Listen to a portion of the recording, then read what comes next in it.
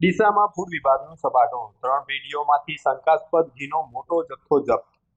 બનાસકાંઠા ખોરાક અને ઔષધ નિયમન તંત્ર દ્વારા ડીસા શહેરમાં ખાદ્ય ચીજવસ્તુઓમાં ભેળસેળ કરતા તત્વો સામે લાલ આંખ કરવામાં આવી છે.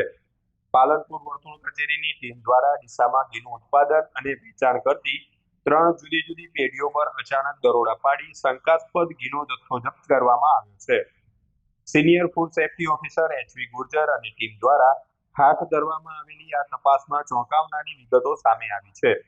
ડીસાની પંચાલ શેરી, બનાસ ઇન્ડસ્ટ્રીયલ એરિયા અને જયવીર માર્કેટિંગ જેવી જગ્યાઓ પરથી કુલ 1444 કિલોગ્રામ શંકાસ્પદ ઘી જપ્ત કરાયું છે, જેની અંદાજિત કિંમત ₹8,28,490 જેટલી થાય છે.